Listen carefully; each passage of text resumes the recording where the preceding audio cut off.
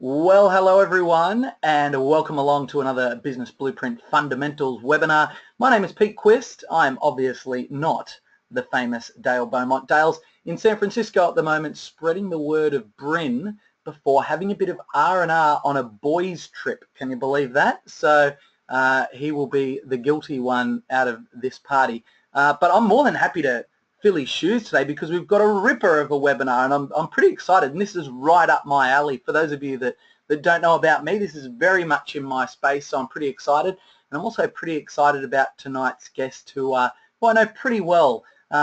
David Jennings' entrepreneurial journey began back in his early 20s when he actually sold part of the MCG.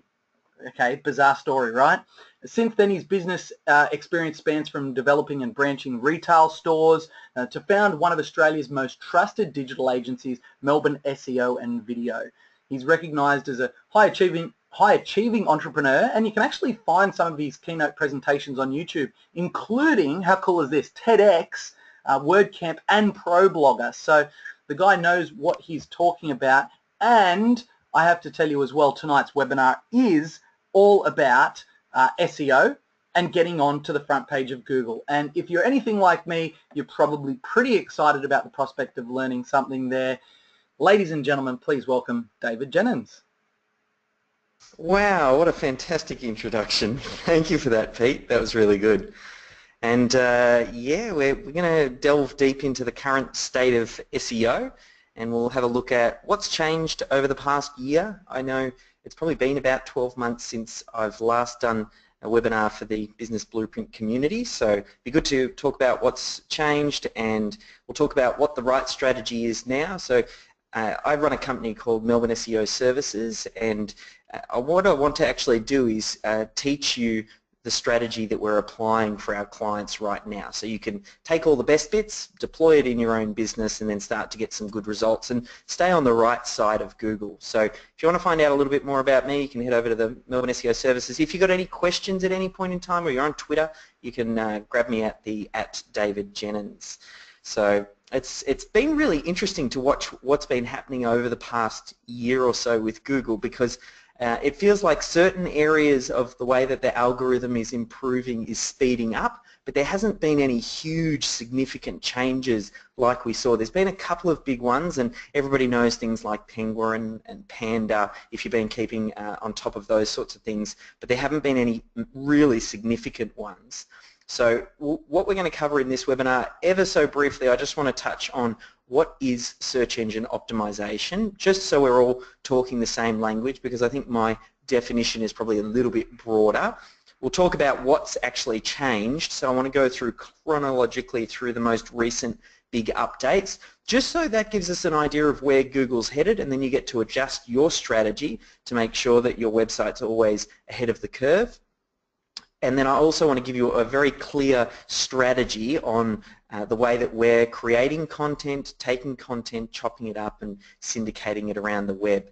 So this webinar itself, it's probably most suited for obviously business owners, people in the Business Blueprint community. I think SEO these days, though, the ROI that you get when compared to even just a few years ago, it is starting to reduce. So I think particularly if you're going to get someone to do it, or even if you're going to do it yourself, it tends to work better with more established businesses, because there's quite a long lead time before it kicks in, and you're probably better off if you're just starting out in your business, really focusing in on creating great quality content and building up the size of your site before you circle back around to do some of the traditional SEO stuff. So it's probably more well suited to that more established business. And if you hang around till the end of the webinar as well, I am right on the cusp of launching my book, Authority Content. It's going to be on Amazon and on Kindle. We just did the live book launch, and I'm actually going to show you, because we're going to be doing a launch for that on Amazon shortly, and I'll just talk about how you can get a free copy of the Kindle version of that. So let's just jump straight in, and as Pete mentioned, if you've got any questions as we go along the way, just note them in, and I'll reach out to Pete every now and then, see how he's going and if he's got any questions. Otherwise we can save them up and we'll have some Q&A time at the end. So first and foremost, what is SEO? You break it down, it's search engine optimization. So you're optimizing your result and your placement, your position in the search engines. Now, there are lots of different search engines out there. Obviously, we all know Google, that's the 800-pound gorilla, but there's also, I would class YouTube as a search engine, and really just about any other platform out there that has the search capability on it. So that could be slide sharing. You could even say some of the social sites like Facebook and Twitter and even Pinterest. They've got their own search engine capabilities. So it's all about making sure that you optimize your result within those different platforms. And by doing that, we're just trying to get our message in front of your target market as much as possible. So while it can be quite complex, I really want to kind of break it down into just the simple things that you should really be focusing on. And understanding, as I hinted at the start, with the ROI not being as high as it once was, like, I mean, you could give an SEO $1 and you could just about turn it into $5. And even more, many hundreds of % return on your money, whereas now these days you don't quite get that return, and the big reason is the algorithm has evolved, competition has moved in, so it takes a lot more work to get the same level of results, and obviously a lot more work is going to mean either time or money, so therefore you're reducing what your ROI is. So we're definitely seeing a change, and why I wanted to reshape the definition of SEO right at the front there to include other different search engines is because even though Google is still the 800-pound gorilla and will lead with talking about Google, we are seeing changes. Things like the app culture and voice search and the evolution of the internet is meaning that people are engaging in different ways, and we'll start to see that change over time. So we'll start off talking about Google, but really you need to have a strategy that's a bit more holistic and takes into account these other search engines that I was talking about, and make sure that you're creating and syndicating content that's optimized for the platform on all of those, as many different platforms as you can. So if we just do a little bit of a history of what sort of changed with regards to Google and their algorithm, as I mentioned, probably over the last 12 months, there have only been a couple of updates. There were some pretty significant ones that just rocked the SEO world and a lot of businesses who've been engaging in SEO. You might be familiar with things like Panda. Penguin was an update that rolled out. It's a good number of years ago now, but it very specifically targeted link spam. So people trying to manipulate the algorithm by sending certain backlinks back to their website. So Google came out with this update to basically close that loophole. Similarly, Panda, that was another loophole. People were doing different strategies on their website. So Panda was about everything that was happening on your website that Google didn't like, you know, things like sneaky redirects or doorway pages, or you know how people create these pages that have got very thin content that don't really add any value, but they're just heavily optimized to try and rank for different keywords. That's the Panda algorithm has been designed to try and squash that. And all of these algorithms continue to evolve. So while the main premise remains the same, as Google gets smarter, they keep on feeding data into these different algorithms, and it's getting incorporated with the algorithm. They just continue to get better and better and better. The other big update you may have heard was called Hummingbird, and the big takeaway from that one was all about understanding the intention behind the search. Google wanted to understand, look, if I'm searching for something like verandas, I'm probably also interested in outdoor decking. Even though they're very different keywords, the result that I'm looking for Google to serve up is actually very similar. So Hummingbird was all about incorporating what they called the knowledge graph and understanding what bits of content were, so that when they understand the intention behind the search, they could deliver the best possible result. And then we moved on to probably the most recent ones, and these are the ones that have probably happened over the past 12 months or thereabouts. One, there was a big update called Mobile Geddon, which that was a big update. Google, that was one of the first times they actually came out in advance, let everybody know, hey, this is an update that's coming. When it first rolled out, the impact wasn't as large as a lot of people have expected. But what I think that was a very clear signal from Google saying that mobile is important important to us, and that algorithm has continued to evolve, and the importance of mobile responsive websites and having a good mobile experience is only getting stronger and stronger and stronger and stronger, and it's only going to continue heading down. So for me, that was kind of like Google shooting just an arrow over the fence. That was their first attack to let us know, yes, we're coming, and now they've really kind of gone all in on that mobile. So you definitely need to make sure that's important, and something that you take into consideration with your site. And then the most recent update is what's called Rank Brain. Now this is a very early stages algorithm improvement, and it's actually been incorporated into the Hummingbird update.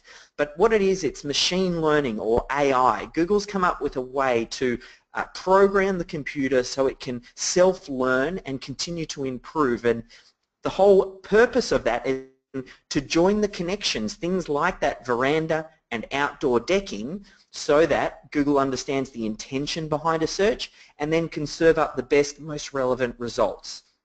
Now all of this stuff is starting to happen in real time. It's happening a lot quicker, and there's less significant big updates that seem to be rolling out that cause websites to drop off the cliff. You know, when you look in Google Analytics and you see someone who's hit by some sort of penalty, it almost looks like their traffic just completely does a nosedive.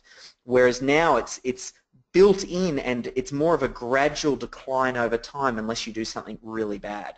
So that's kind of what's changed, and SEO really these days, and this is a graphic that I got from Rand Fishkin from Moz. He mentioned it many moons ago, but this idea now that SEO encompasses a lot more than it did used to be. It used to just be about getting your on-page optimization right, choosing the right keyword, putting it in the right places, and then sending backlinks to it, and then you get rankings. Whereas now, SEO is encompassing a whole lot of different things. Google is watching the way that users interact with websites, so design and UX is now important, and there's a lot more criteria that it is looking at. In fact, there are over 200 different factors that it's using. So my goal here is not necessarily to overwhelm you with all of these search factors, but rather to reduce it down to the core things that you should focus on that will get you the biggest ROI. Because you're not going to understand exactly the way that the Google algorithm works, and you're not going to you're going to waste your time if you're trying to completely reverse engineer their algorithm and try and find those loopholes and quick fixes. Gone are those days when it comes to SEO. You want to be playing the long game. You want to align your goals with Google's goals. So Google's goal really is to provide the best user experience for everyone who visits their search engine, because they know if someone runs a search, they find what they're looking for, they have a good result, they're going to come back to Google. And then if they come back to Google, the more they come back, the more Google can display advertisements to them, and that's how Google makes their money. So the whole goal is to have the best user experience. So what you need to do is align your objectives with Google's objectives. How could you provide the best user experience for your clients? And if you do that, you'll find not only do your clients love you, but you're also going to get Google to love you as well, and hopefully over time they'll reward you with higher rankings and then higher traffic. So it's really important to make sure that you start focusing on the right metric. So rather than those traditional metrics that everybody knows, things like how many backlinks are you building, what's the keyword density here, how many keywords am I ranking for, like those old metrics, if you're focusing on those, it's actually getting you focusing on the wrong things. Having a look at how many backlinks you've actually got, well, all backlinks aren't created equal. I would prefer one good quality backlink to hundreds of very low quality backlinks. And that's just one example. Google's getting very smart at understanding how people tried to game the system, and they're closing those loopholes. So you're much better aligning those objectives, focusing on something that you can really impact and something that we know Google is looking for, and then that basically puts you on the right side of Google and you're doing something for the long term. So what is it that you should be focusing on? In my opinion, you need to be focusing on becoming the expert in your industry. You want to be the Oprah, the authority in your space. And there's multiple reasons. Obviously, it's going to be good for your prospects, because more often than not, experts and authorities, they tend to get the lion's share of the business. But it's also what Google wants to see as well. That's one thing that's come out of they released some search quality guidelines. It was going back about a year ago now, the most recent iteration. But there were some really key things that were mentioned in that document that, again, for me, it was like Google sending an arrow over the fence and saying, hey, we're about to attack, this is what's most important for us. So you really should focus on improving your business and your authority positioning. And here's the insight. This is a screenshot taken directly from Google Search Quality Guidelines. So this is a document that they create for their manual reviewers when they're looking at websites to rate websites and how they should rank. This is an internal Google document, and they basically say, and I've underlined a couple of points I want you to take a look at, which is high quality pages and websites need enough expertise to be considered authoritative and trustworthy on their topic. And then we go down the bottom there, you don't penalise a page for not having formal education. So it's not necessarily an expert or an authority is not about having some diploma. There are some ways that Google will determine their expertise. And this whole idea, it was in the EAT acronym, and it's referenced throughout the document: expertise, authoritativeness, and trustworthiness. Now, this is the kicker for me. This is the one that really jumped out like a sore thumb. And the trump card here for me is, read this line I've underlined here, again taken from the document: a very positive reputation can be the reason for using a high rating for an otherwise medium page. So that basically means even if there are other areas of your website that aren't quite as strong, that might be pulling you down for different reasons. Maybe you haven't correctly optimized it, maybe you haven't selected the right keyword, maybe you've got a duplicate content issue, maybe, like, there's a lot of different issues you could be having, but Google says if you've got a very positive reputation, then that page should be ranked as a high. So for me, that's a case of when you've got a solid reputation and authority in the eyes of Google, you'll get a global lift on your website. Everything starts to perform better. It becomes that trump card. So that's what I want to do as part of this presentation, is give you the top 10 checklist items that you can use for building the authority in both your website and you as an individual and your company as well. Now, by doing this, you'll get Google to see your website as an authority, and then you get all of that benefit that comes through. Now, again, what I've done here is effectively distilled of the 200 odd factors that Google looks like. I'm going to give you the core ones. If you focus on this, this is the whole 80-20 thing. This is the 20% that is going to give you 80% of the result. So let's dive into it. I'll just before I do that, I might check in with you, Pete. How are we travelling? Is that all of that making sense? Mate, this is absolutely perfect. What I want to stress here as well, and I know we've had this conversation before, it's hilarious to think that the more Google evolves, the more the underlying factor that people that do SEO for a living mention is it's basically all about being good at what you do and not trying to game the system. Yep. And it's, you layer in smart SEO over the top of smart content creation. So when you combine the two, that's where the magic happens. It's no longer can SEO be mutually exclusive and live on its own. It really just becomes an extra layer that layers over the top. For example, when you're creating great content and doing good at what you do and you start to share it, sometimes just creating great content on its own isn't enough. If you also are quite conscious about selecting the right keywords, optimizing the content, then it's a little bit of a rocket fuel. So it's this magical combination of being really good at what you do, providing great content, but then also following just best practice. And that's what these top 10 will take us through. So the first one we need to look at is having a look at a modern design. So if you haven't updated your website in the last 3 years, it's time to update your website. It needs to be mobile friendly, so it needs to be responsive, it needs to be quick loading, and it needs a good user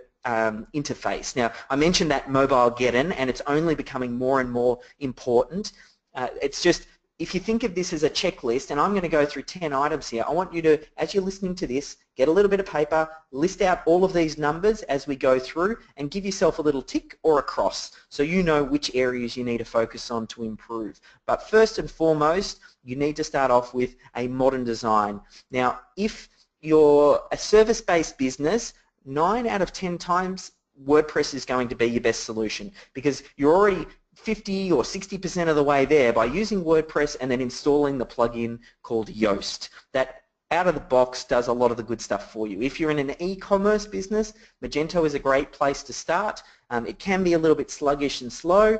There are some other solutions like Shopify if you want something that's a little bit more managed. But WordPress, wherever you can, that's probably one of the best places to start. So is your website up to date? Yes or no? Tick or cross. Next one, we then need to, when the website is set up, and you might need to have a discussion with your web developer, number 2 in this top 10 checklist is you need to follow best practice. Now, I won't go into this in painstaking detail because last year I did a webinar which was the SEO 101 Basics for the Business Blueprint community, and you'll still have access to that, and 95% of that is still 100% applicable and still applies here. Google's getting a lot better at telling us what they're looking for, and a good web designer should have a look at Google's Webmaster Guidelines. You need to avoid sneaky stuff, cloaking, linking, like dodgy linking, comment spam, duplicate content, thin pages, poor or missing title tags and descriptions, bad on-page SEO. Like a lot of this is very well documented. So you just need to go through a little bit of a checklist, use one of those previous webinars to get you up to speed. That really is step number 1. And again, just taken from Google's search quality guidelines here, you can see just basic things here, like stuffed keyword content here. So pages created with the intent of luring search engines and users rather than providing MC, which stands for meaningful content, to help users, it should be rated lowest. So basically, if you're trying to do keyword stuffing, they're suggesting to their manual reviewers that you give it the lowest rating. So it's very important that you follow those quality guidelines, and that's what you should start with any campaign. You can either have a look at, listen to the webinar, or you get a professional to do a proper audit on your website, and then you work with your web developer to fix things. The next thing you need to look at, number 3, is maintaining your site. Looking after your site and doing it on an ongoing basis. See your website as the cornerstone of your marketing. Regardless of how people end up discovering you or your business, they're going to search you and have a look on your website to find out more. So keep it up to date.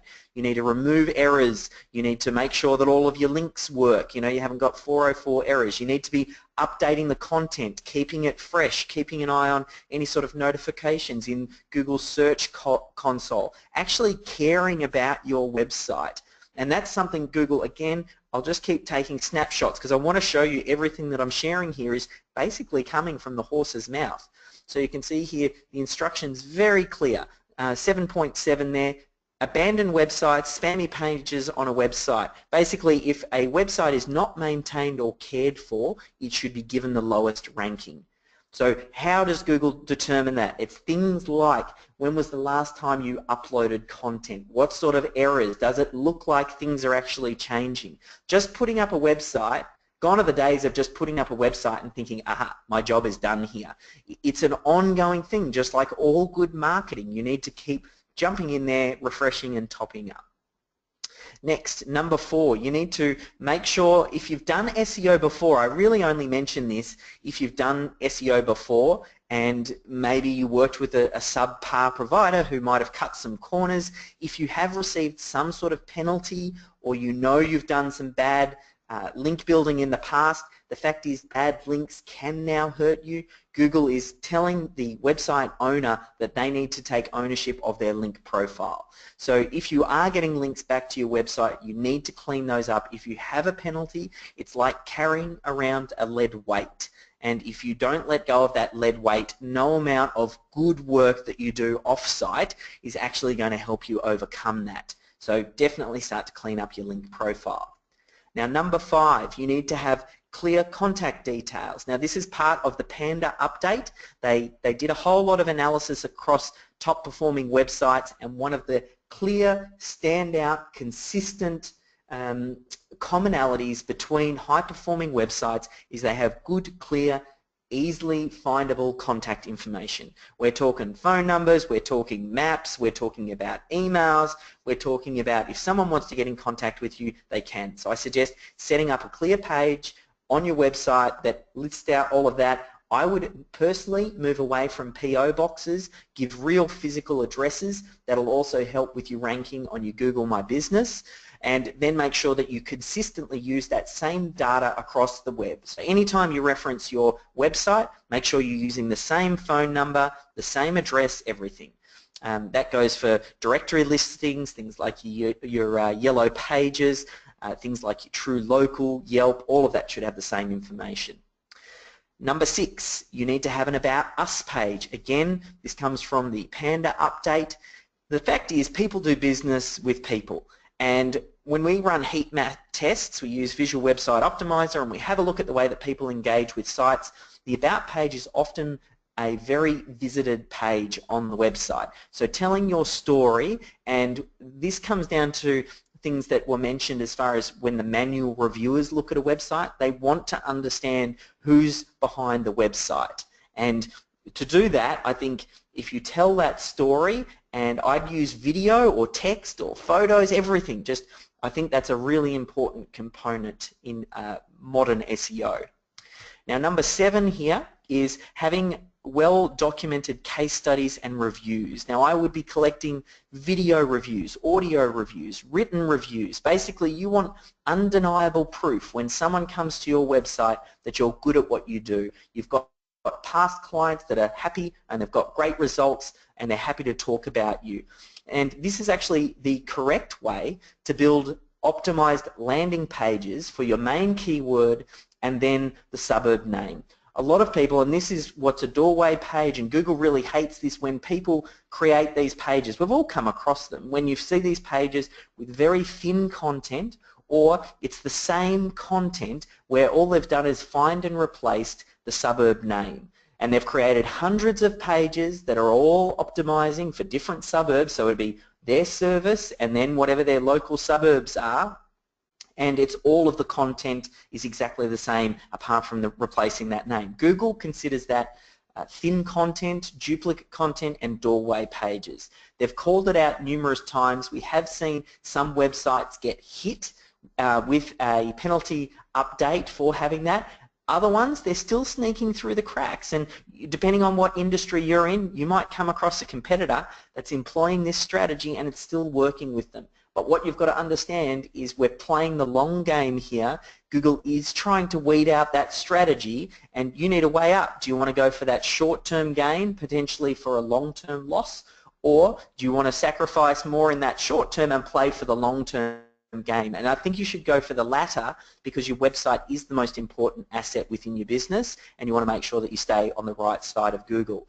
So by using case studies, what you can actually do is you could each time a client gives you a review, that could be something that appears on your blog, and it might be, you know, plumbing services Hawthorne, plumbing services Richmond, whatever it ends up being, where the client ended up getting your services. What a great way to create a good, unique piece of content that is very well optimized for a specific keyword geographic area. That's the correct way to do it.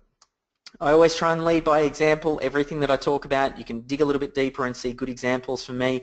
There's a website I set up called daveraves.com. It's got hundreds of reviews from different clients and people I've worked with, and I collate it all into this area. So if you run a search around David Jennings reviews and things like that, I start to pop up, which is great. It means I can control the message around a lot of some of my very important brand terms. Now I do that on a separate site because my brand sort of goes across multiple different platforms, but for most businesses, having it housed on their website is a good way to go. So number 8, you need a growing body of work. So it would be a combination of everything from videos that you then create into blog posts. Really, you just want to be having this consistent consistent content that you're creating and have it on multiple different platforms, living on your website as well. And it creates, every time you create a new piece of content, you're creating a chance to optimize another piece of content. You're creating an opportunity for you to be able to share that content to build backlinks. So you really need to come up with some form of content process. So you're not just doing one article a month, 2 articles a month, if you even get round to that like most business owners. In SEO, that's really just not going to cut it. You need to think of your business as a media business as well, and you need to be having almost like a conveyor belt, a way that you create good, consistent information. And I'll give you some more info on that a little bit later. I mean, that's really what authority content is about, and I'm happy to share with you the exact strategy that we're applying for clients, but you need to come up with something to be creating that content. Then we move down to number 9, which is every page on your website needs to be useful. As I talked about, no doorway pages. This is something that comes very clearly in that Google search quality guidelines. Is they are basically saying if a page is created with the intent of just fooling the search engines, and that's the whole reason that page is created, then that is a very low quality signal that'll drag the rest of your website down. So go through your website, be ruthless, and just go, is this serving my end user? If it's not, truth be known, you should probably get rid of it. And not only that, it tends to make your website perform a lot better, because what Google's really focusing on these days, a lot of the metrics it looks at are user engagement metrics. So if someone lands on a website and hits the back button straight away. So if they run a search on Google, land on a website, hit back within a second or 2, do you think that's a good signal to Google or a bad signal to Google? Obviously it's a bad signal. If someone gets to a website and they don't stay very long on that page, or they don't look at very many pages, you know, and that page has a high bounce rate, Google knows. Like, they're pretty smart. They've got analytics installed on so many different sites, and they can tell when someone bounces back to run another search. So over time, Google then can start to filter it down. So having poor quality content on your website which affects your bounce rate, which gives you an overall lower quality score, is a bad thing. So that's why we need to focus on getting good quality sticky content on your site. And the last one here, as far as this top 10 is concerned, is the reputation management. Now, you need to be monitoring your reputation across anywhere where your business could be reviewed. So that's Google My Business. Depending on what industry you're in, if you're in a restaurant, it might be something like Urban Spoon. If you're in some sort of accommodation, it could be TripAdvisor. You need to keep an eye on Yelp. Basically, anywhere that your clients are talking about you, you need to be managing that reputation. Google and everybody really, they know that not every business is necessarily going to have a flawless review. Like, there's always trolls out there. There's always people who are going to say, oh, I didn't like this service or that service, but you need to handle it with class. If someone says that, you jump in, you respond, you tell them how you're going to try and make it better. You really engage in that person. In fact, sometimes if I go and look at a review page and I see that they're all flawless, it actually gets me a little bit curious. Like, if they're all 5 out of 5, and there's a good number of them, I'd be like, okay, is this person got some of their friends to do it, or how are they managing to do this? So that, just think about it naturally. You want to have a good profile online, and you need to be managing your reputation. Again, Google, this is taken from the quality guidelines here, and you can see they want their quality guidelines manual reviewers to go out, search different websites, look for the experience of real users. They want to understand who has created content and look for independent, credible sources of information. So reputation is an important consideration when using the high rating. Again, that's another example of what I'm talking about around this building up your authority. So that's the top 10. We went through having a look at making sure your website's got a modern design and following best practice. If you need some more info on that, you can go back to the previous webinar. Make sure that you're monitoring your website to keep it updated and maintaining it. Review your link profile if you've got a poor link profile. Make sure that you've got very clear contact and an about info on your website. You need to make sure that you've got you collect case studies and reviews and use that as a chance to optimize, have a growing body of work, so continue to add and grow, and make sure every page is useful, and manage your reputation management. Now that is the 80-20. Again, if you focus on these components, you're going to end up getting the best results. Trust me, I mean, we do this day in and day out, and I know if you focus on these, and it doesn't even necessarily feel like traditional SEO. I mean, maybe 1 and 2, there'll be some technical stuff under that, but a lot of the other stuff you can probably take ownership of, and whether or not there is direct causation by putting these things in place, or if it's correlation.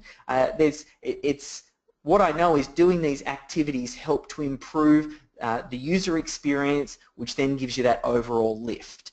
So I'll just pass back to Pete just to see if there are any questions just before we move into a bonus round. Yeah, Dave, we've got a bunch of really good questions coming in.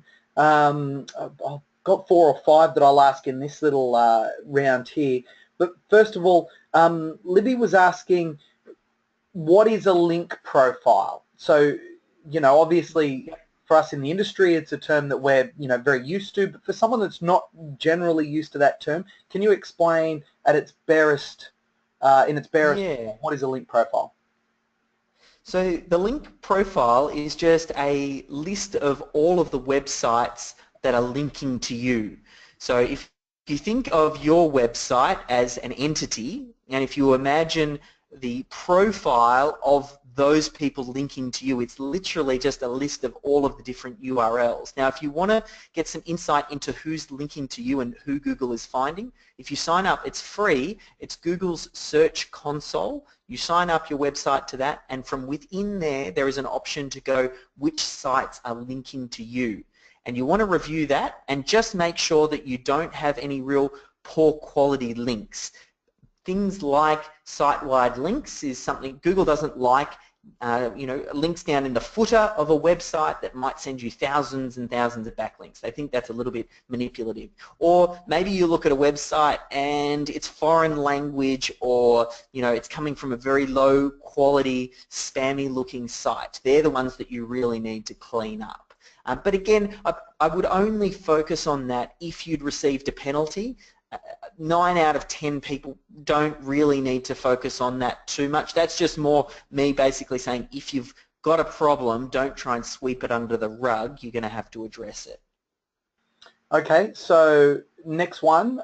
What's your opinion on an all-in-one website? So a single page, you know, quite often a parallax type of website. What's your opinion on those? From an SEO perspective, in competitive spaces, and even these days in non-competitive spaces, you'll find it hard to rank those websites. It's okay to have it on the home page maybe, but off the back of it, you really need some more content, whether that's a blog or somewhere, because each page that you create, it creates a little bit of, without getting too technical, a little bit of page rank. It's between 0 and 1. It just, the nature of a page existing creates a little bit of this good juice, good Google juice, for lack of a better term. That's typically why you find larger sites tend to perform better. Why does something like Amazon or Wikipedia pop up for so many different phrases? Yeah, okay, it's got, you know, it's very popular and strong authority, but part of that is the sheer volume of pages. So I think having a good number of pages, because each page is a chance to optimize after another keyword phrase. So you need to have some strategy that is creating multiple pieces of content. Okay, so what about funnel pages? Funnel, like, it just depends on where you're using these. If you want them to rank for SEO, they're probably not going to perform that well. But if you're using a funnel page because you're, you know, using something like ClickFunnels or lead pages or whatever the case may be, you're creating these pages, you're probably driving traffic to those pages through paid media. So you're paying to get the click. And in those situations, they're perfect. It's quick to bang up a quick page and drive some traffic at it, get some results, run some split tests, fantastic. But if you're doing it for the purposes of ranking, single page, those landing sites, Google doesn't really like to rank those anyway, because oftentimes they used to be called squeeze pages where you couldn't actually really get through to anything until you gave your name and email address. Google feels that's a bit of a poor user experience, and they even changed a lot of the rules around AdWords. Oftentimes I'll look to what's happening with Google AdWords as indicators of what Google likes and doesn't like. So yeah, from an SEO perspective, those sort of funnel pages aren't ideal. Okay, so loads of questions coming in. So let's rip through a couple more of these real quick so we can let you get back. I'll move a bit quicker. So what's the difference between duplicate content and using the same content for multiple purposes like video, blog, audio, whatever it might be? Because I'm a huge advocate of taking one piece of content and putting it out in multiple sources of video, blog, audio. What's the difference between duplicate content? Yeah, so duplicate content is more of an issue if you have multiple duplicate pieces of content on your website. So it's not so much of an issue if it's on other websites. That said, though, Google will still determine which is the authoritative piece and serve that one first and then filter out all of the others. But when it comes to repurposing content, you're actually taking content and putting it in different forms. So you've got a video, then you get it transcribed. Now we've got text. Well, the text is different from a video, so that's not really duplicate content. And then you might split out the audio. Well, audio is different from text, and it's different from video. So again, it's not really duplicate content. And then you could take the transcription and then you could give that to a ghostwriter, and then he could rewrite that information and polish it up a little bit. Well, now that's even different from the transcription. So we're not talking about exact duplicates because it's served in different forms and it gets remixed. You just don't want to have exact duplicate, like you don't post the same transcription 5 times on your website. That's not going to help you. Awesome advice. Okay, what about with regards to review pages? Should we be creating review pages within our own site? Should we be syndicating review websites such as Womo and the likes? What's your thoughts there? Yep, so I think definitely important to be creating these reviews on your site. I mean, your website really is the asset. The whole point of all of these different properties is to drive traffic back to your website, because then you get them into your marketing funnel, you get them to opt in, and then you own the list. So regardless of what you do, always treat your website as gold. Don't just build up your platform on a third party like a Facebook page or YouTube page, because Google or YouTube or Facebook, they can change the rules, and if you're building up your presence and platform over there, you're in a dangerous situation. So you treat your website as gold. That said, though, you still want to build up a presence on these other properties, and I would still be collecting reviews on those, because particularly reviews on some of those platforms like Womo, TrueLocal, some of those more important local directories, at least here in Australia, they will influence your Google My Business ranking. So the Google Maps listing is a little bit different from normal organic search. So monitoring that reputation is important, because it'll influence, you know, how many stars appear next to your business listing and how well it tends to rank. So you want to be managing both. Okay, we might just do a couple more very quick questions, and then I'm going to leave a batch of them. So we've still got a bunch that we'll get to at the end. Yep. But I might just do a couple more now that just kind of flow on from what we've been talking about. Talking about duplicate content still, if you run multiple sites, what's Google's response now to duplicate content? Can you put information across multiple sites? You can, depending on why you're doing it. You just have to be careful, because duplicate content, if it's a complete direct duplicate, like you've pretty much carbon copied the website, that's a pretty bad thing. But if you're just taking little bits, like maybe you've got, you know, the manufacturer's details on a product that you're actually selling and it's duplicate from their website, or maybe you've got that description on multiple websites, that's not such a bad thing. But what Google will do is they're not going to rank all of them.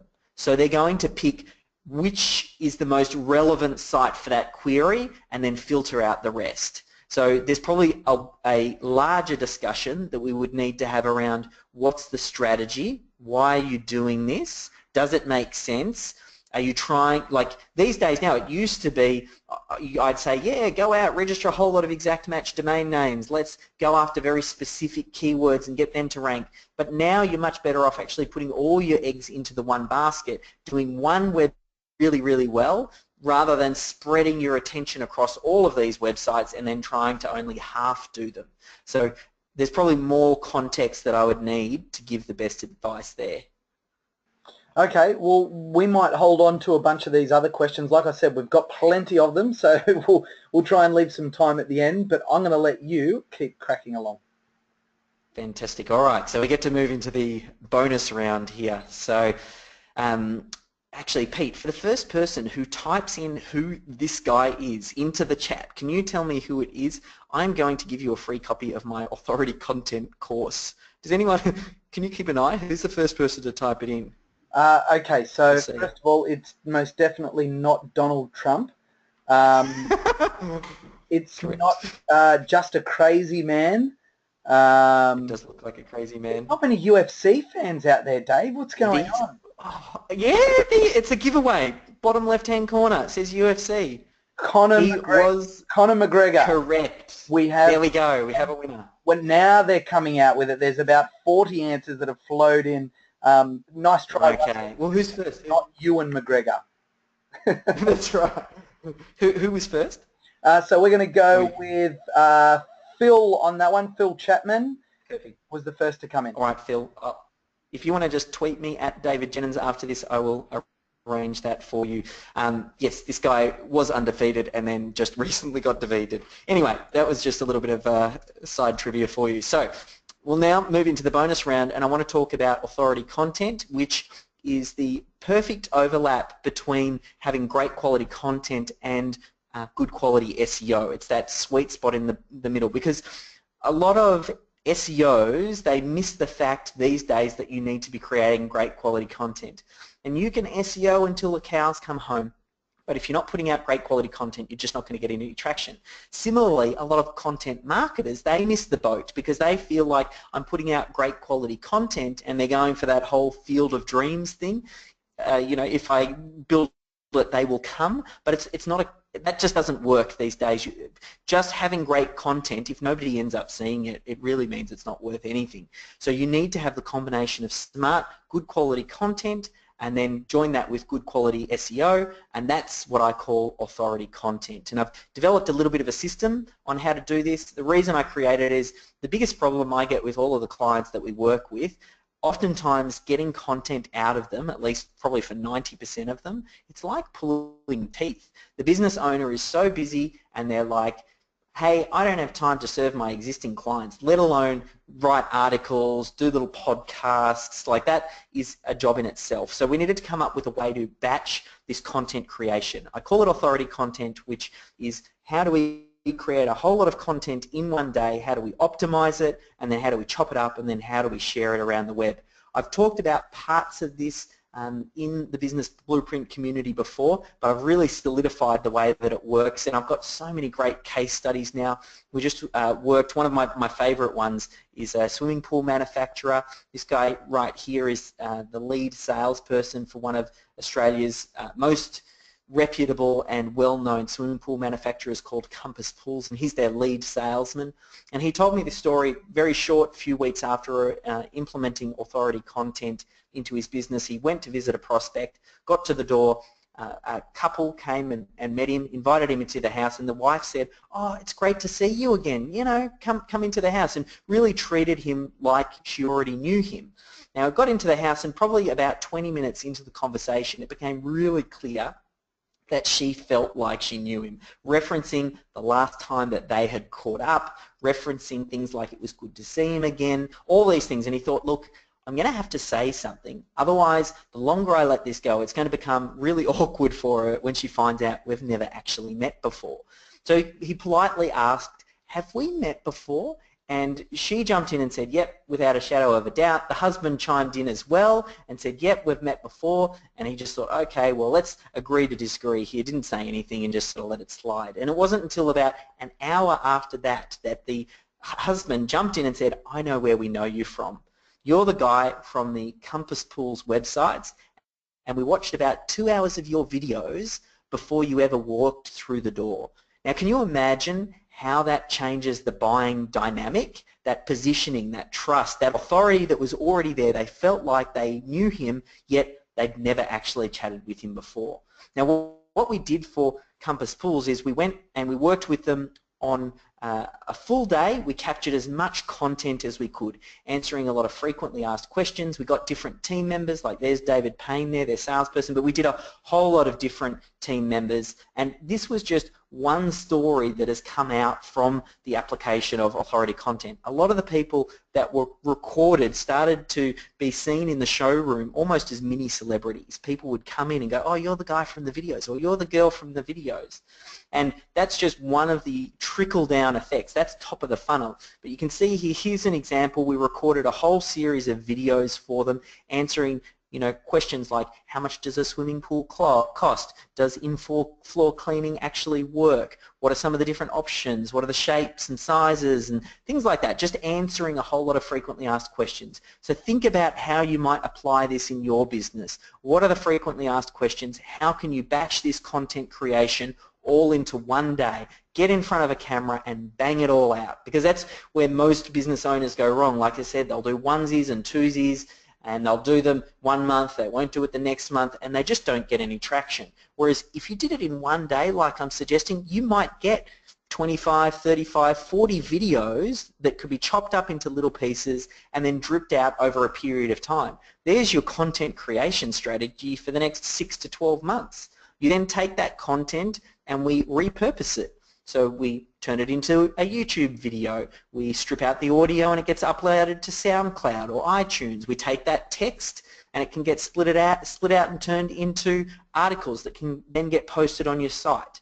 So this is what we did for Compass Pools. We created like this master post that lives on their website. You can actually have a look at it. Just head over to their website and click on the help and advice section, and it's FAQs basically.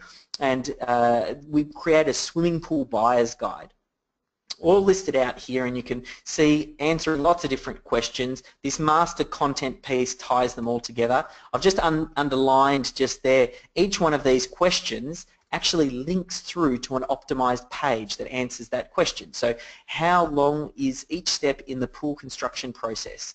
I've clicked on that. This is what the page looks like. It's a highly optimized, keyword specific, very helpful, useful piece of content with an embedded YouTube video and the transcript underneath and call to actions over on the right hand side. What does this type of content create? Well, it captures attention.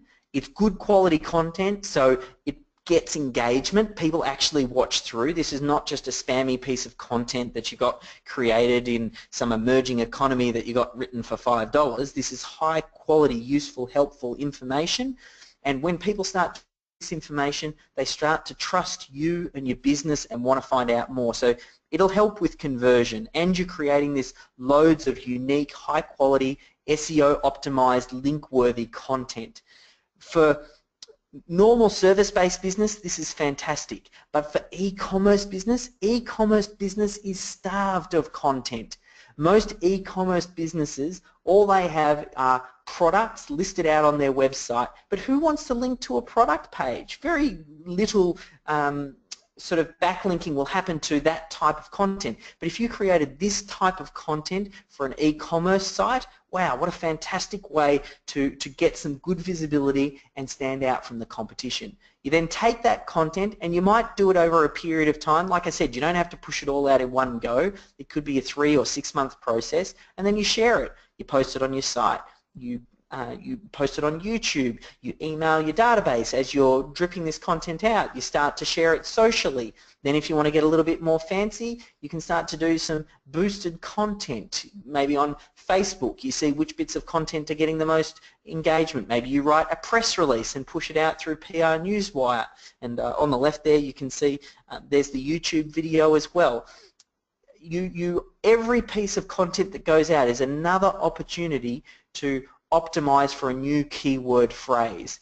So we're talking one activity can create right there. Okay, so you've got 30 YouTube videos. They could then get turned into 30 optimized blog posts. They could then get turned into 30 optimized SoundCloud posts. They could then get optimized into 30 transcriptions that could then get turned into PDFs and shared across PDF sharing sites. You could then own only choose the best bit of content and start to share that out socially so you don't have to share every single piece of content. You could then email your database and letting them know that something's happening. You could then start to do press releases and infographics and guest posts, like just keep repurposing that content in different formats. Just adding all of that up process is 182 pieces of good quality content. That is huge. And if you apply that, that's when the magic starts to happen. And if you think about it, I'll just go back, actually, it's going to make me click all the way through, but if you think about it, you could create a process. You as the business owner, really all you need to focus on is creating that seed piece of content, that one piece of content that you record on the day to batch all of that content creation. Everything else that happens after that can be systemized and put into a process. Then it could be fed through to VAs, and you could have this content machine that is pushing out that high quality content, and it still retains the message of the business owner without getting diluted, because it comes back to the source. This is where that magic starts to happen. It's highly targeted. It's that front of the funnel traffic that you'll get. It'll help with conversion. Look, I know it sounds like work, and it does take work. As I said right at the start, the ROI that you get on SEO has changed. You have to do this to get some traction, but if you do it, it'll start to work for you. And I know you'll come up with every excuse. If you're looking for an excuse, you'll find one. It's too hard. I don't have time. I don't have the technical expertise to record. I'm shy in front of a camera. Like, there's a million different reasons why you probably shouldn't do it, or a reason to not do it. But if you also look for reasons to do it, I'm sure you'll start to find those as well. It's easier than you think. You just need a little bit of a process and you'll get a fantastic result. This entire process, because I'm a systems guy, very much like Dale as well, we document all of our processes and procedures, and I've distilled it down into a book. That's what authority content is, and I've given you the high level. If you want to know exactly how it's done, you can head over to authoritycontent.com. I had the live book launch just recently, like in the last couple of weeks. We'll officially be launching on Amazon as a Kindle book and a physical printed book, and that'll happen over the next couple of weeks. So if you go over there, sign up to the free list. I'm going to launch, for the first 5 days, Amazon lets you give away the Kindle version, which I'm going to do, because if you do that, you get extra exposure, and then that's how you go after Amazon bestseller category. You know, how everybody goes, I'm an Amazon bestseller. That's the strategy. You basically give it away free for the first 3 days. They count anyone that downloads it as a download, even though it was free, and then that helps you get even more exposure and pushes you into other different categories. So if you want to help out, you get a free copy of the book, and it's good for me as well. You can register over at Authority Content. Of course, if you've got any questions or anything like that, you can hit me up on my Twitter at David Jennings. We'll answer a few more questions now, and you can find out a little bit more about us if you want to see over at Melbourne SEO Services. You can kind of find out a bit more about our done-for-you solution. But yeah, we kind of finished on the knocker there. I'm happy to go a bit more though, Pete, if we've got some questions, and then we can wrap up for the night. Beautiful, Dave.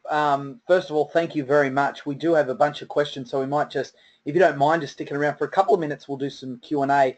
If there is any more questions that haven't already been put in, it's a great opportunity to get in touch with Dave on Twitter, or also if you want to ask the Business Blueprint community, of course, on the Business Blueprint Facebook group. So I won't take any more questions in the Q&A box, because we can move that conversation away from the webinar, but I did want to cover off the ones that we have here, if that's okay, Dave. And I'll start off with a question that was asked very early on in the piece, but I wanted to leave it to the end because this is a pretty good question, and it's, what is your #1 recommended free keyword tool that is not Google Keyword Planner?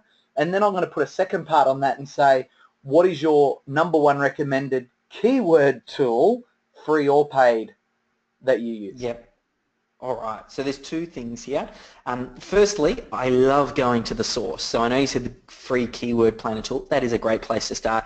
The other way, again, using Google. Go have a look at Google's predictive text. When you start typing something in, it'll make some suggestions. That's another great place to get content or keyword ideas. Also, when you run a search and you scroll down to the bottom of Google and then it gives you the related phrases, that's another really good place to keep an eye on keywords, because that's coming from the horse's mouth. That's Google saying, we think this phrase is relevant and important and people are searching for it. So I don't know why you wouldn't go there first.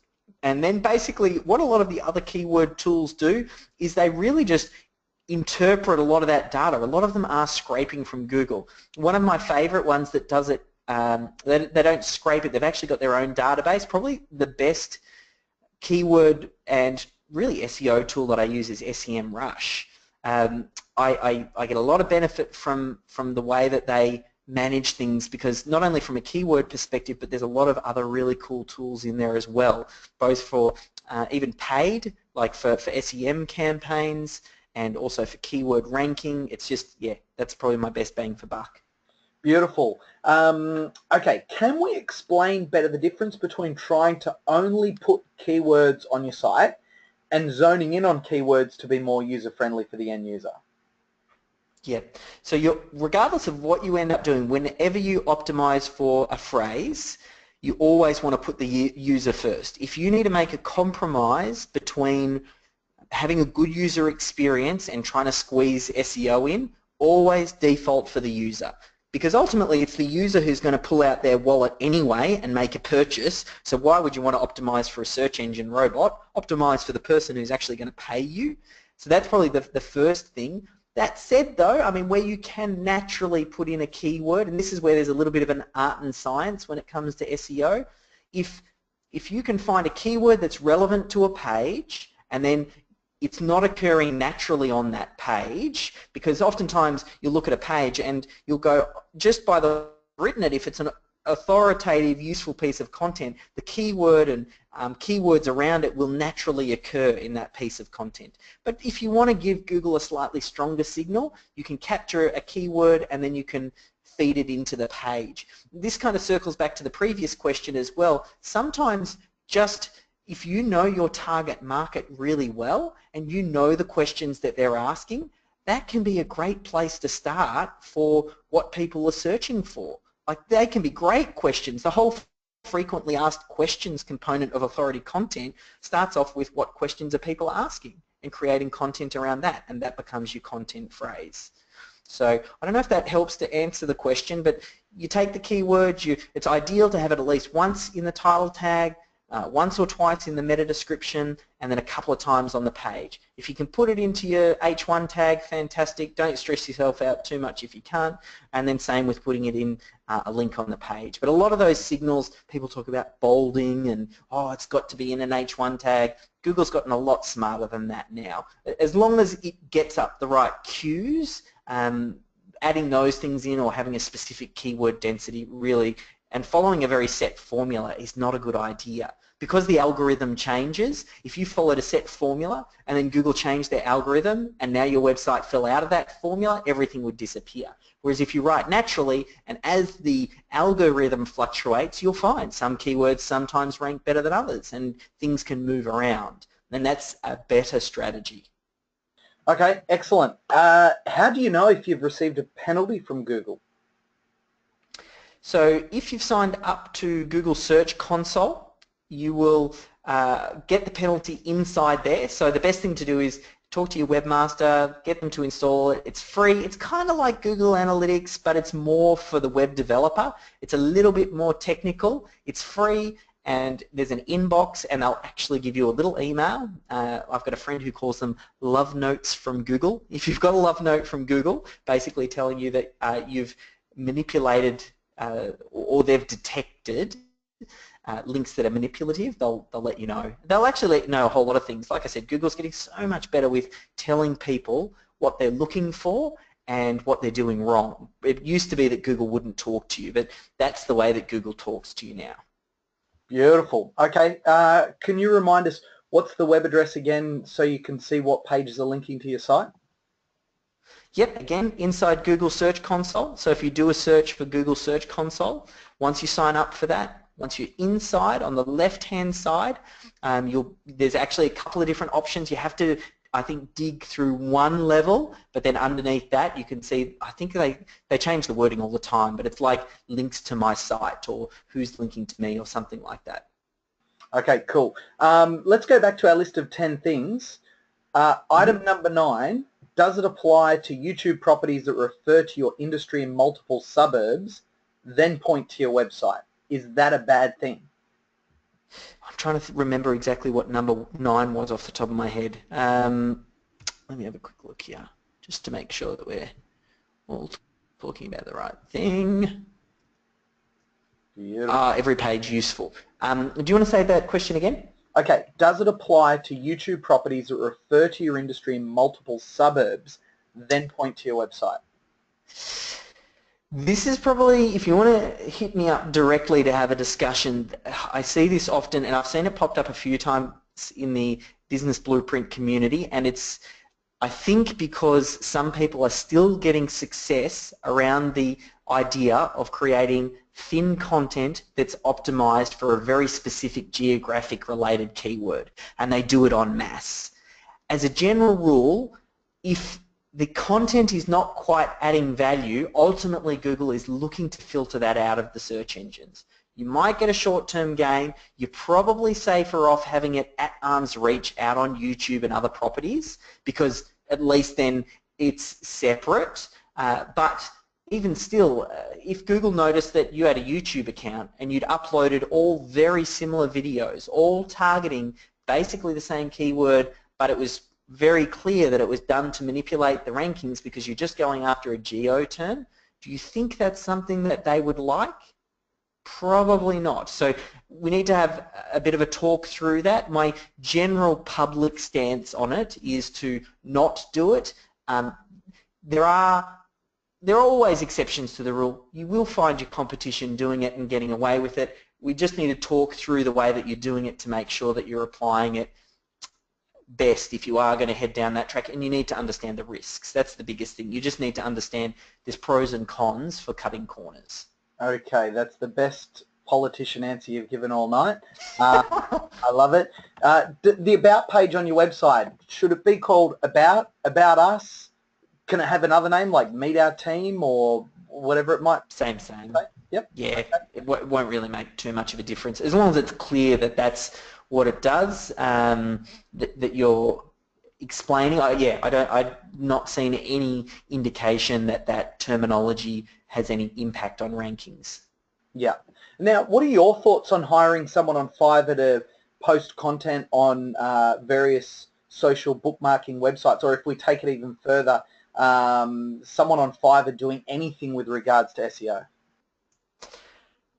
For me, it's a little bit too high risk. I definitely wouldn't do it with any clients' websites, because your website is the most valuable asset that you have in your business. Anything that is slightly grey or outside of my reach or control is usually something that I'd avoid, because I don't want to do anything that undermines my site. And now Google has said you need to take ownership of your backlink profile, and bad backlinks can hurt you. I just think the risk is too high. Yes, submitting to some directories is useful. I mentioned a couple already: Yelp, TrueLocal, Womo. In Australia, they're some of the more relevant ones. Overseas, there's different ones. I mean, Yelp overseas is more relevant, and particularly over in the US. So manually submitting to those is a good idea, but mass submission to directories is actually a bad idea. Definitely if it's a service, that's not a good idea, and I would be concerned if someone was submitting through to 300 directories for $5. Like, for me, that's a little bit of a red flag as well. So what you're telling us is your services aren't on Fiverr? Sadly not. The cost of doing good SEO has increased significantly, and a big part of it is a lot of the work has now come back onshore. And here in Australia, we have some of the highest hourly rates. So then that obviously gets pushed through to the service.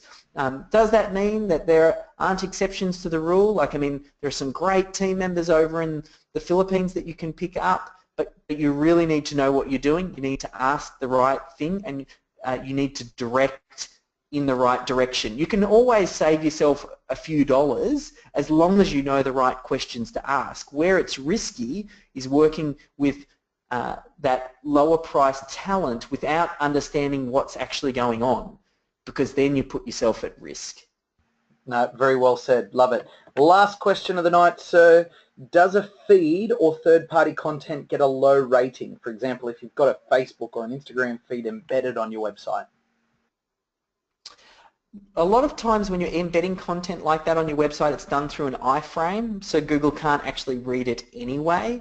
So depending on how the feed is done, sometimes some affiliate types give you a feed of all of their products and you can feed that in and then it's actually discoverable. They'll do that through like an XML feed. It might be a little bit technical there, but there is ways to have feeds that are discoverable, but when you're talking particularly with regards to social, 9 times out of 10, the way it's done is unreadable anyway. Like Google's not necessarily going to pick it up, and that's done more so for the user than anything else if you've got some relevant content up there. But I'm always of the opinion, like me personally, that the purpose of social media is to drive traffic back to your website.